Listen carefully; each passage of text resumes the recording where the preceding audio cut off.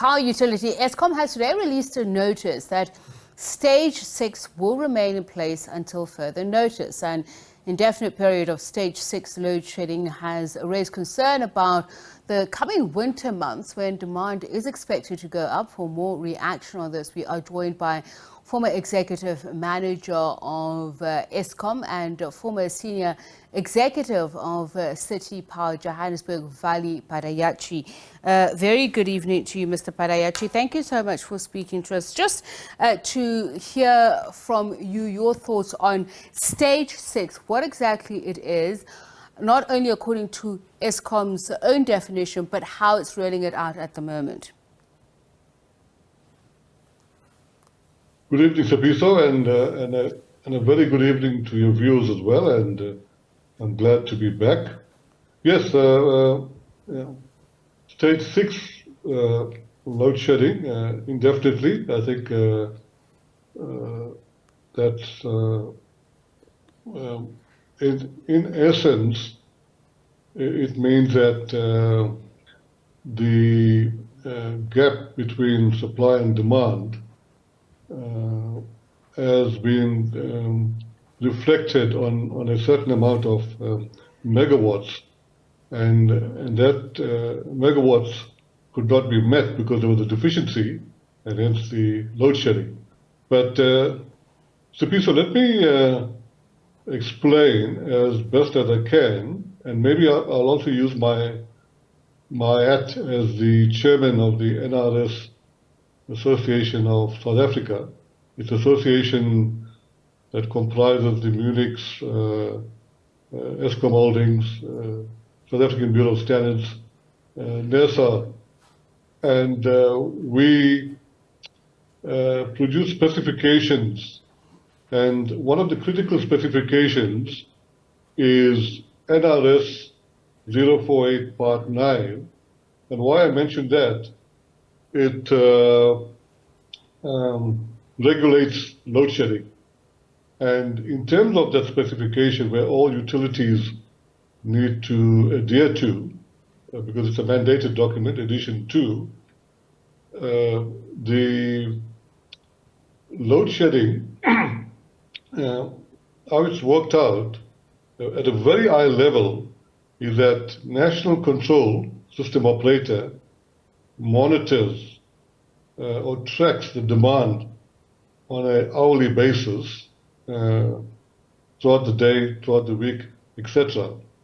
And then depending on the time of day and the situation, they would forecast a certain demand profile.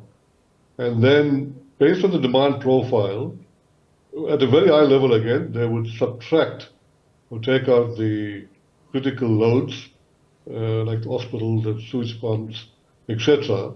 Okay. Plus the allow me loads. to jump in here, Mr. Padayachee, and say, you know, we consumers understand it according to Stage 6, Stage 8. And Stage 8, we understand it as the worst that we've possibly ever been through. Are we at Stage 8 at the moment?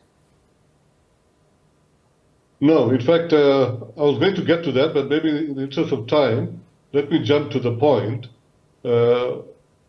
National Control System Operator has never issued a Stage 8 load shedding instructions. In other words, that's critically important. When National Control and System Operator issues an instruction to load shed, they issue it per stage. They do not issue instructions based on megawatts. So to date, the highest load shedding instruction that has been issued by National Control to the various distribution controls and the Munich utility controls is Stage 6. Stage 8 has never been issued. Now, what happens at a very high level? National Control uses other instruments.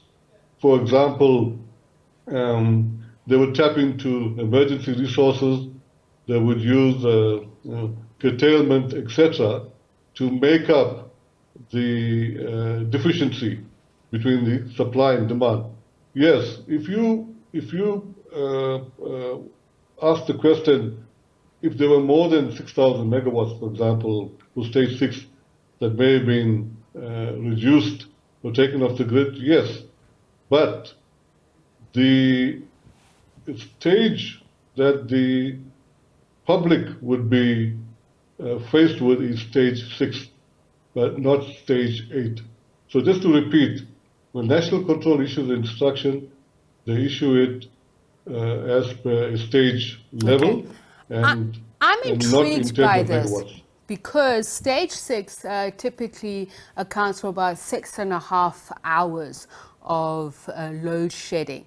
And I'm calculating from what Eskom intends to take away in terms of energy supply to me as an individual, according to it does actually count up to 8 or 8.5 hours. Is that not stage 8?